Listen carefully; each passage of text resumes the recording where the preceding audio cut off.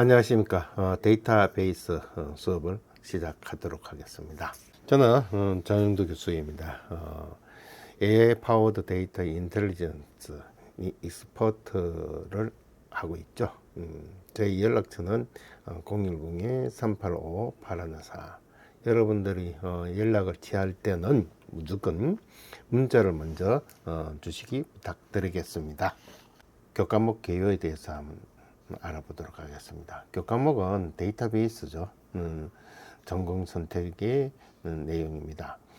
학년은 2학년 1학기로 학점은 3학점, 이론 수업을 1시간 하고 실습 2시간인데 수업 시간 내에 시연을 좀 하게 될 겁니다. 자, 강의 방식은 녹화 영상으로 온라인을 수강하는 내용을 가지고 있습니다. 학습 목표는 먼저 여러분들이 데이터베이스라고 생각하면 뭡니까? 데이터를 가지고 있죠. 이거를 정보의 수집을 해야 됩니다. 그래서 데이터를 수집을 하는데 어떻게 수집을 할 거냐? 업무에 필요한 데이터의 종류와 생성 정보를 파악하고 도구를 활용해서 수집을 저장할 수 있을 겁니다. 그럼 여러분들이 데이터를 저장할 수 있는 방법은 뭐가 있겠습니까? 어떤 결과치, 여러분들이 많이 하고 있는 뭐 설문지라든지 그 다음에 공장의 데이터의 결과치를 여러분들이 저장을 하게 되겠죠. 이런 저장을 한 것을 분석을 할 건데 이 분석 방법은 데이터의 특성에 따라서 분석하는 것이 달라질 수 있겠죠. 그럼 예를 들어서 분석을 하는데 정형 수치일 경우에는 엑셀이나 그 다음에 데이터를 가지고 여러분들이 생각하는 뭐 통계라든지 이런 의미의 개념으로 볼 수가 있겠죠. 그렇지 않고 여러분들이 데이터 분석을 할 때 예를 들어 그림이나 이런 상태를 보고 이 상태에서 이 그림의 문제, 사진이죠. 이게 의해서 데이터를 유추할 수 있겠죠. 이런 개념의 학습 목표를 가지고 있을 겁니다. 그 다음 데이터의 활용입니다. 그럼 수집, 저장해 가지고 분석을 했습니다. 분석을 하고 난 다음에 여러분들이 데이터를 활용을 해야 되겠죠. 이 활용을 어떻게 할 거냐? 그럼 예를 들어서 마케팅 분야에서는 마케팅의 전략이라든지 여러 의미의 개념이죠. 그 다음에 생산에서는 생산의 공정이라든지 에러의 발생률을 저하시킨다든지 기계의 고장에 예측을 한다든지 이런 의미의 개념으로 볼 수가 있겠죠. 그 다음에 이런 의미의 개념으로 보다 보면 사무 자동화겠죠. 즉 AI의 자동화 시스템이 될 수 있겠죠. 워드 프로세스나 스프레시트 프레젠테이션을 실무에서 활용하게 되는데 이 활용은 결국 여러분들이 잘 알 수 있는 AI를 가지고 활용하게 될 겁니다. 챗GPT나 그 다음에 제미나이나 이런 거를 활용해서 여러분들이 수업을 진행하게 될 겁니다. 여러분들이 이제 핵심 역량을 어떤 데이터를 관리를 많이 해야 되겠죠. 여러분 데이터 관리하려면 수집, 저장, 분석, 데이터의 특성, 데이터 활용 이렇게 의미를 가지고 있죠. 그래서 여러분들은 데이터에 관리된 역량을 가질 수 있을 거고 그 다음에 사무자동화의 의미 개념을 가지면 여러분들이 워드 프로세서라든지 스프레시트 프레젠테이션을 여러분들이 가질 수 있을 겁니다. 그리고 이러한 데이터베이스에 AI를 활용해서 여러분들은 이 수업을 마치게 되면 AI 활용도가 굉장히 높아질 수가 있겠죠. 수업의 진행 방법에서는 먼저 제가 녹화를 하게 될 겁니다. 그래서 온라인이기 때문에 차수별로 25분 정도의 수업을 하게 될 겁니다. 그러면 우리가 이 슬라이드 내용은 한 30장 정도의 분량으로 되어 있을 겁니다. 그러면 여러분들이 수업을 하게 되는데, 자, 1차 시에는 수입, 학습 목표를 제시하고, 2차 시에는 심화, 적용, 개념 확장을 하게 될 거고, 3차 시에는 정리, 실습, 이런 의미의 개념으로 하게 될 겁니다. 그리고 여러분들은 시험은 온라인하고 대면 시험을 하게 되는 겁니다. 그래서 제가 강의 계획서 안에 내용을 상세하게 설명해 놨으니까 다음 페이지에 보도록 하겠습니다. 1주차부터 15주차까지 수업을 하게 되는데 1주에서 14주차까지는 여러분들이 수업을 하시고 그 다음에 15주차에는 여기에 시험이 1차시가 있습니다. 그래서 14주차에서는 이게 3차시에서 이 두 개 차시가 붙어서 5차시가 15주차에 들어오게 되겠죠. 그래서 이 말은 1차시가 1주차가 이 3차시를 가지고 있죠.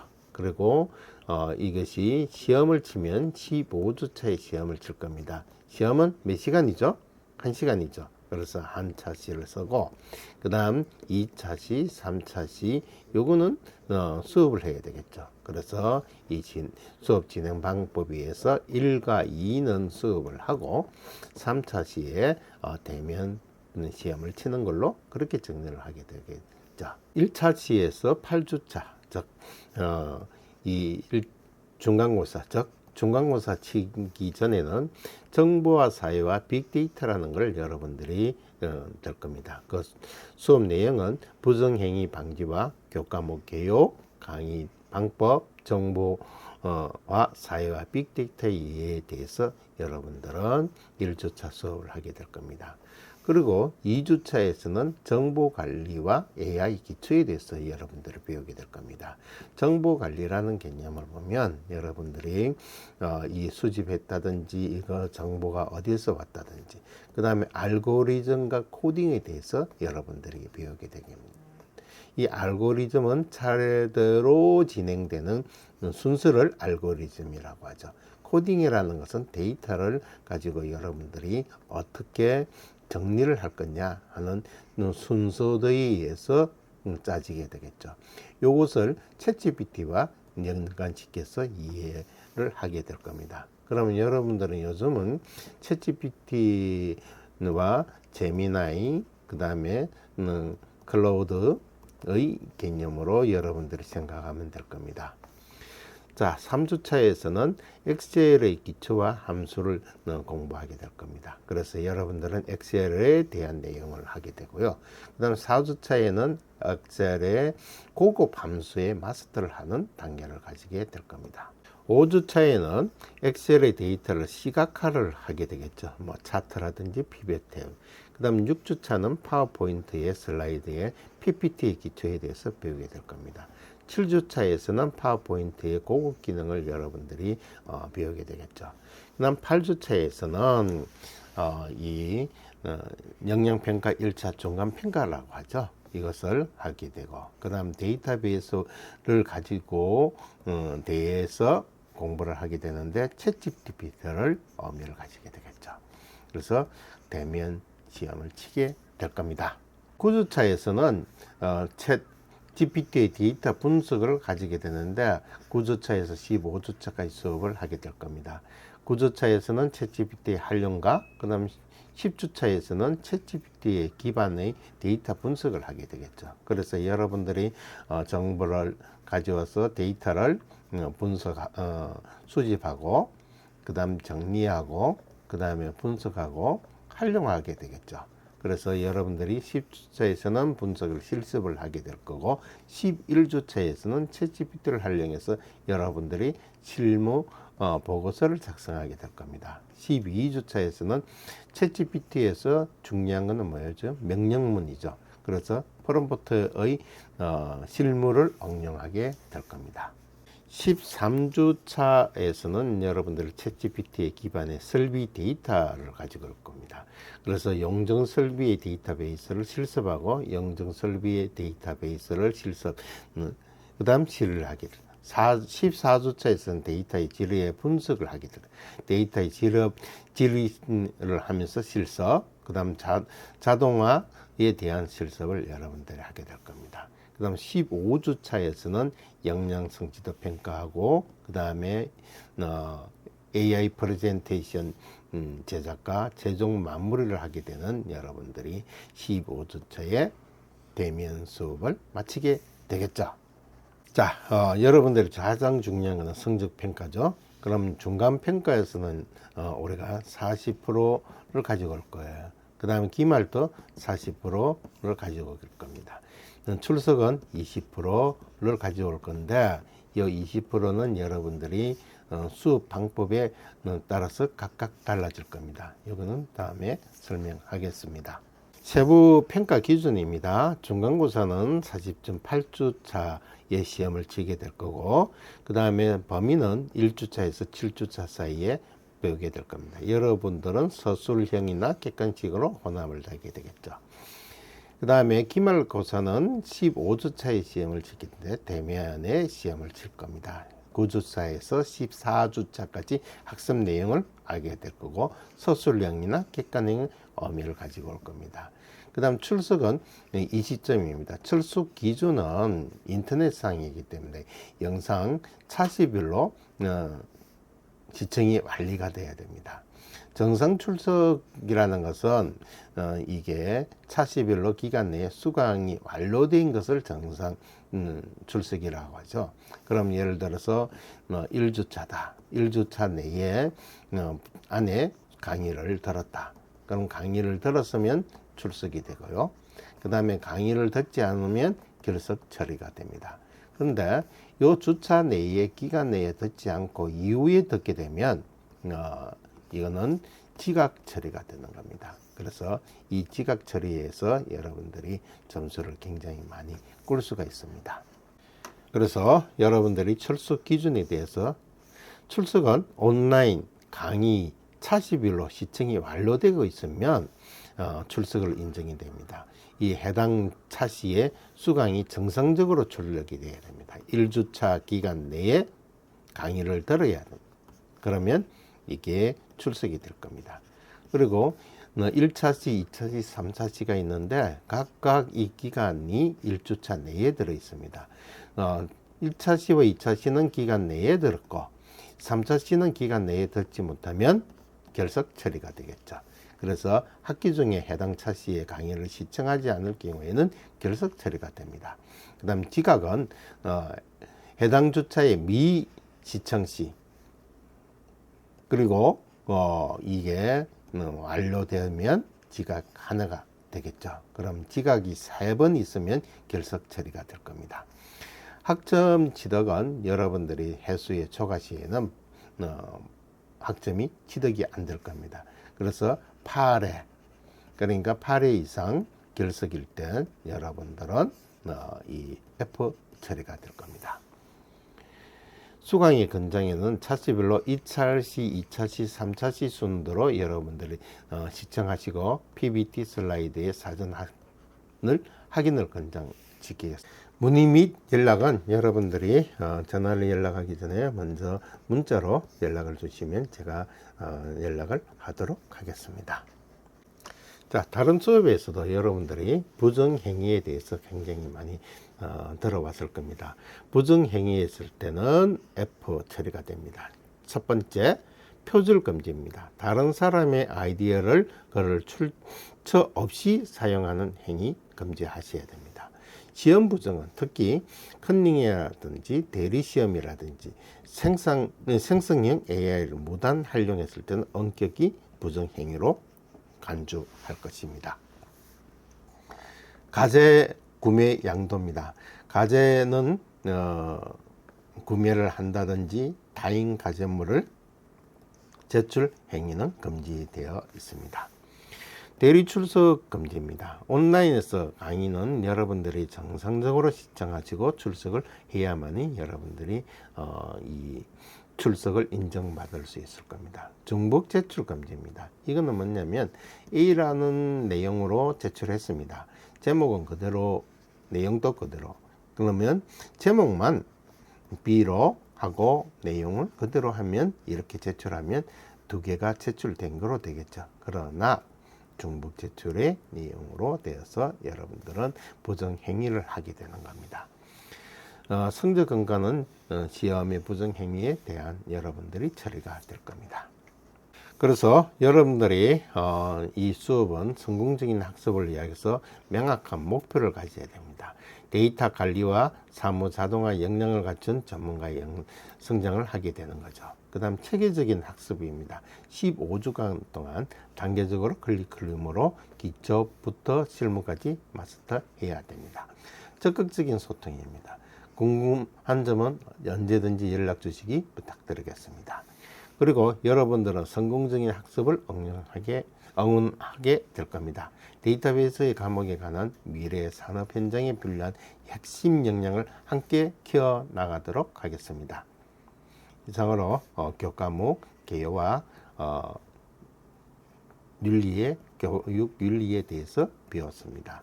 다음은 이 강의 내용으로 시작하도록 하겠습니다. 정보화 산업에 대해 알 수 있다는 목표를 가지고 이번 1주차 수업을 하도록 하겠습니다.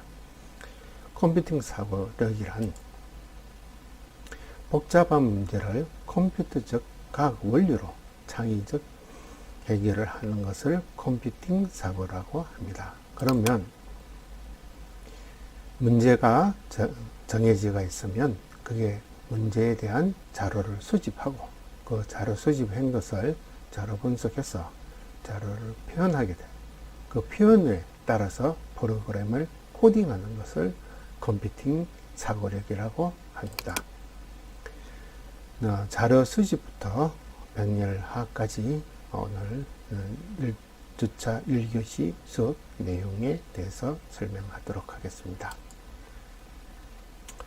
문제 정의 컴퓨팅 사고 프로세서는 자료 수집, 자료 분석, 자료 표현, 문제 분해의 4단계로 자료 수집은 문제점을 이해하고 분석을 통해 문제를 해결하기 위한 필요한 자료 수집의 단계를 자료 수집이라고 합니다. 다음 단계는 자료 분석 단계로서 수집된 자료를 문제 해결을 위해 세심히 분류하고 분석하는 것을 자료 분석의 단계라고 할 수 있습니다. 자료 표현, 문제 내용에 적용할 수 있는 분석 자료를 그래프나 차트, 글, 그림 등으로 표현하는 것을 의미하게 되는 겁니다. 문제 분해는 문제 해결을 위해 가능한 수준의 작은 문제로 나누는 것을 문제 분해라고 합니다. 여러분들은 문제 정의의 컴퓨팅 사고의 프로세스 단계에 대해서 배웠습니다. 다음 수업 내용은 문제 해결을 위한 컴퓨팅 사고 프로세스의 단계를 공부하겠습니다. 먼저 추상화부터 알고리즘과 절차화, 자동화, 시뮬레이션, 병렬화의 단계로 문제 해결을 위한 컴퓨팅 사고 프로세스입니다. 그러면 추상화에 대해서 공부해 보도록 하겠습니다. 문제 해결을 위해 반드시 필요한 핵심 요소를 파악하고 복잡한 것을 단순하게 하는 단계가 추상화 단계를 의미하는 것입니다.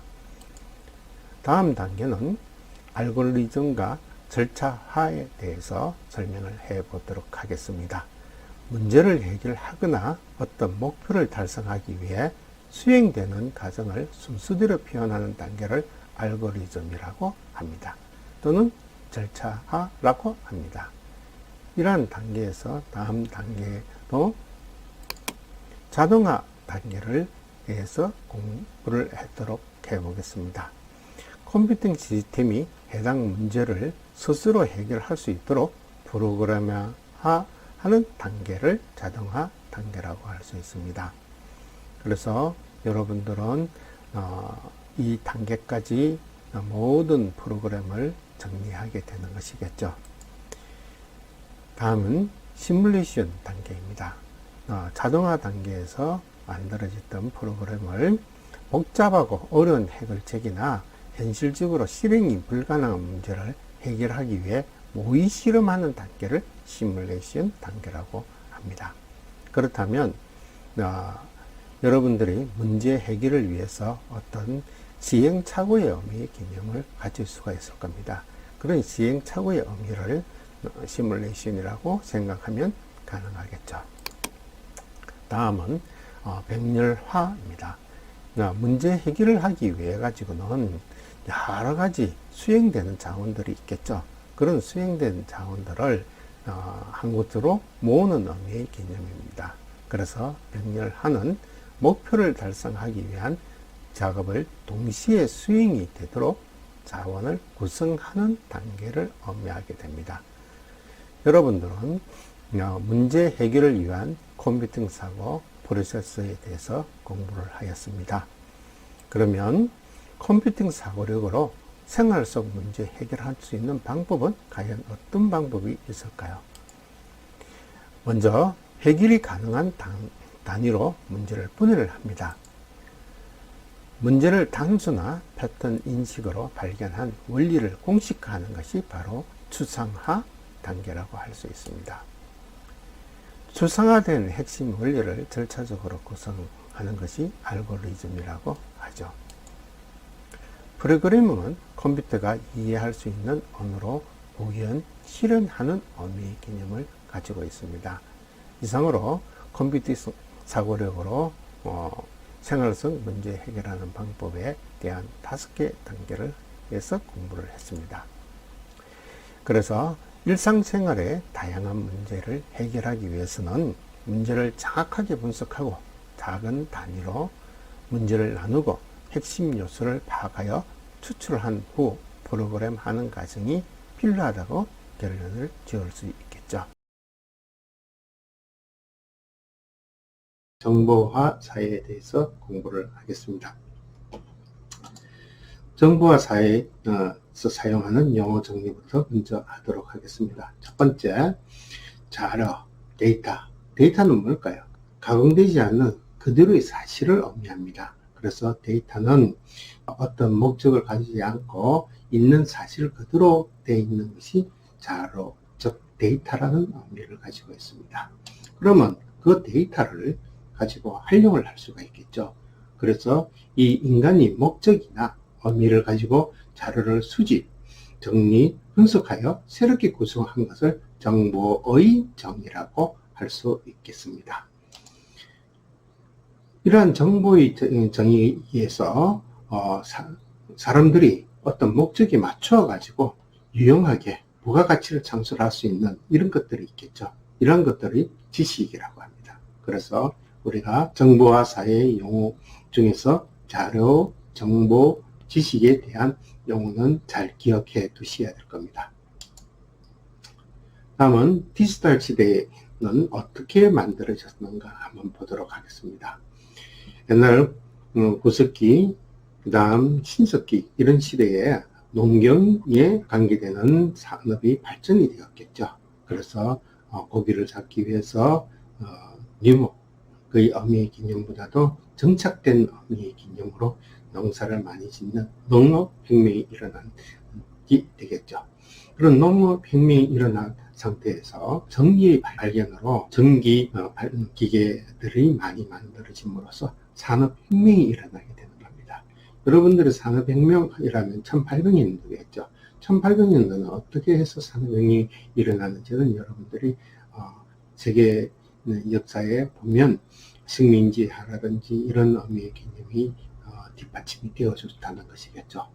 이런 혁명이 있고 난 뒤에 다음 세대에서는 디지털 혁명이라는 의미의 개념을 가지고 오게 됐죠. 그래서 이 혁명의 시대는 얼마나 빠른 의 흐름이 되는지를 한번 보도록 하겠습니다. 농업시대는 약 5,000년 전, 그 다음에 산업혁명은 약 2,000년 정도가 되겠죠. 그 다음에 디지털 혁명은 약 38년 정도의 의미를 가지고 있습니다. 그래서 요즘은 이 혁명이 굉장히 빠른 속도로 되어 있죠. 지금은 무슨 혁명이죠? 제4차 산업혁명을 가지고 있겠죠. 그래서 여러분들은 이제 불확실한 시대에 4차 산업혁명 시대에 여러분들이 살아가기 위해서는 융합 창의적인 삶을 살 수 있도록 노력하셔야 되는 겁니다. 정보 저장과 전달의 기술의 발전에 대해서 한번 알아보도록 하겠습니다. 여러분들 봉화대 아시죠? 낮에는 연기를 피우고 밤에는 불을 피워서 이쪽 산과 저쪽 산에서 정보를 전달하게 되는 것이겠죠. 만약에 봉화 5개 다 불을 지피면 어떻게 될까요? 아마 전쟁이 났다든지 난리가 났다는 의미로서 각 지역으로 전달이 되겠죠. 그리고 이를 지키는 사람은 굉장히 중요시 여기는 것이 이 화목의 의미를 굉장히 중요시 하겠죠. 비에 젖으면은 봉화를 전달할 수 없기 때문에. 그렇다면 우리나라에서는 어떻게 이 소식을 전달을 했을까요? 지금 현재 소식 전달하면 여러분들의 이메일, 그 다음에 이 인터넷상으로서 전달을 하게 되겠죠. 그건 저희들이 전달하는 방법은 우편으로 전달했습니다.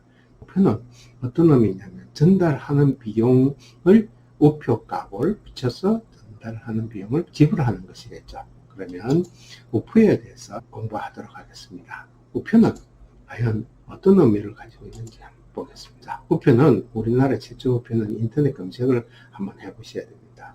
지금부터 공부하는 내용은 주로 인터넷 정보 검색에 관계되는 내용과 포함되어 있기 때문에 수업 시간에 여러분들 같이 검색하고 같이 확인해야 될 내용입니다. 그리고 불행스럽게도 비대면 수업이기 때문에 여러분들은 한 손에 핸드폰 들고 한 손에는 노트북에 이렇게 공부를 해야 되는 시대가 왔습니다. 자, 그러면 인터넷 검색을 하면 우리나라가 우표가 만들어지기 전에 배달을 하는 방법은 어떤 방법으로 배달을 했을까요? 사람, 인편, 안 그러면 말 타고, 안 그러면 걸어서, 이런 의미의 개념이 있겠죠. 자, 한번 인터넷 검색을 해보도록 하겠습니다. 구글에 조선시대 편지 배달 방법은 어떤 방법이 있는지를 한번 보도록 하겠습니다. 조선시대에 편지 전달하는 방법은 발걸음도 빠르고, 여기 동화일보가 있네요. 동화일보를 한번 눌러보도록 하겠습니다. 조선시대의 잡사, 이렇게 발걸음이 빠르고 지리로 손바닥 껴듯이 뚫어보는 fun상만으로 전달을 하는 의미겠죠. 우편 배달부 전인이라는 의미의 개념이 있었습니다.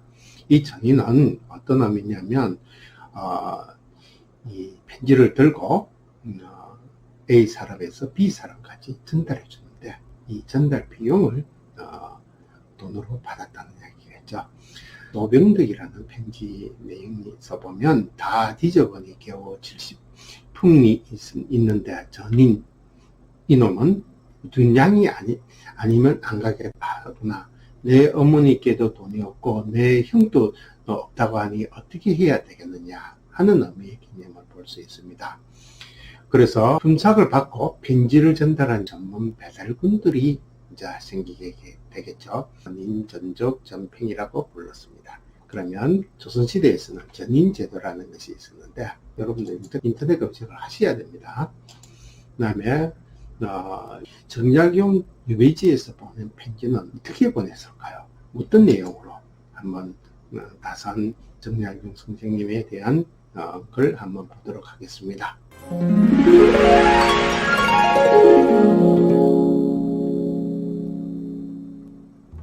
조선 최고의 실학자로 실학을 집대성한 다산 정약용. 조선 후기 최고의 군주이자 다산의 든든한 버팀목이었던 정조가 갑작스럽게 승하한 후 18년이라는 긴 세월을 유배지에서 보내게 됩니다. 기나긴 유배 생활 중 한시도 붓을 놓지 않고 두 아들과 흑산도에 유배 중이었던 형 정약전에게 편지를 보냈고 제자들에게 당부하는 말도 잊지 않았습니다. 여러분들 한번 인터넷 검색을 해서 유배지에서 보낸 편지 한번 보도록 하십시오. 이 우편제도는 나중에는 마케팅의 개념을 둘 수가 있겠죠. 미국의 서부 영화에 보면 역마차라고 있습니다. 역마차는 동부에서 서부로 가는 마차의 편물을 제공하는 배달을 하는 시스템이 있었습니다. 이전에는 교통이 불편하고 이 상점이 불편했을 때 미국에서 동부에서 생산했던 옷들을 서부에 옷을 주문을 하게 됩니다. 그럼 주문을 할 때 뭐로 주문하느냐? 우편으로 주문을 하겠죠. 지금으로 따지면 우리가 홈쇼핑이라든지 아니면 인터넷에 구매하는 사이트들이 있죠. 그런 사이트들이 활용을 하게 되는 것이겠죠. 얘는 정보를 어떻게 전달하고 어떻게 저장을 했는지 신문에 대해서 한번 공부를 한번 해보도록 하겠습니다. 여러분들 할자 하면 기억나는 게 있죠. 금속 할자가 우리나라에서 최초로 만들었죠. 지금부터 우리나라의 최초 금속 할자 검색 한번 해보도록 하세요. 검색 다 하셨습니까? 그러면 신문에 대해서 검색을 한번 해보도록 하겠습니다. 우리나라의 제주신문은 여러분들 알고 계십니까? 고종시대라고 생각하시겠죠. 우리나라의 제주신문은 고종의 칙령에 의해서 만들어졌다고 표기가 되어 있습니다. 고종이 국내외 소식을 백성에게 전하기 위해서 신문 발행을 칙령이 내렸다. 우리나라의 최초의 근대신문 한성순문은 나라의 문호 개방과 국민의 계몽을 편집 임무로 삼았다. 그리고 최초의 민간신문 동인신문은 1896년도에 됐다. 여러분들이 알고 있는 신문이죠. 그래서 여러분들은 우리나라의 최초신문은 이런 의미의 개념으로 생각을 할 겁니다. 근데 세계 최초 신문을 한번 검색 한번 해보도록 하겠습니다. 세계 최초 신문 검색은 어떤 의미를 가지고 있는지. 자, 중종실록, 조선왕조 실록에 있는 거죠. 여기에 보면 조보라는 게 있습니다. 조보는 세계 최초 일간 신문이라고 할 수 있는데, 이 조보는 양반 세대에서 사용하는 신문이었습니다. 아마 매일 발행이 되고, 그리고 인터넷 검색하시면 다 알 수 있는 사항이죠. 그러나 실물이 없어서 1650년에 독일에서 발행한 아이코 먼데 차이뚱이라는 세계 최초의 일간신문을 알려졌는데, 우리나라에 2017년 4월 경북 영천에 선조 할판인 선조 1577년 할판 인쇄로 발행된 민간 조보 실물이 나왔다. 그래서 이 민간 실물에 대해서 YTN이 어떻게 이야기를 했는지 한번 조사를 한번 해보도록 하겠습니다. 세계 최초의 일간신문은 1960년 독일에서 만들어진 라이프치거 차이퉁겐으로 알려져 있습니다. 그런데 1500년대 조선시대에도 조보라는 신문이 매일 발행됐다는 기록이 있는데요. 실제 이 조보로 추정되는 문서가 처음 확인됐습니다. 이윤재 기자입니다. 조선 선조 10년인 정축년 11월 조선왕조실록에는 공의전, 즉 인성왕후의 병세가 위중하다는 기록이 남아 있습니다. 당시 궁궐박 사람들도 이런 사실을 알았는데 바로 민간 조보라는 신문을 통해 정보를 얻었습니다. 조정에서 일어난 일을 받아 적은 것이 조보인데 이를 나무 활자 등으로 인쇄해 신문처럼 판매한 것이 바로 민간 조보입니다. 조선왕조실록 등을 통해 민간 조보가 있었다는 기록은 전해져 왔는데 최근 실제 조보로 추정되는 문서가 발견됐습니다.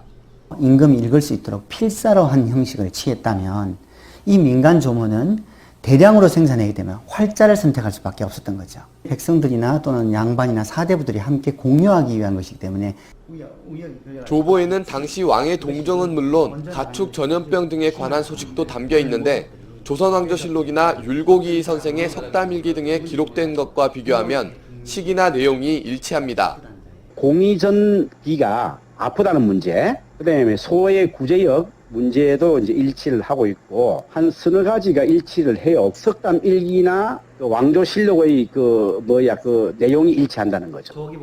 인쇄된 종이의 재질과 인쇄 형태 등도 당시의 것과 같아 진본일 가능성이 큽니다. 종이 지질, 문서의 그런 완성 형태의 행자수라든가 아니면 외곽선이라든가 그런 것들이 전부 16세기 후반하고 일치하고 있고요. 현재 알려진 세계 최초의 일간지는 1660년 발행된 독일의 라이프치거 짜이퉁겐입니다.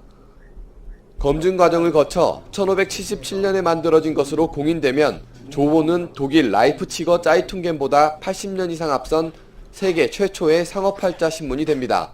YTN 이윤재입니다.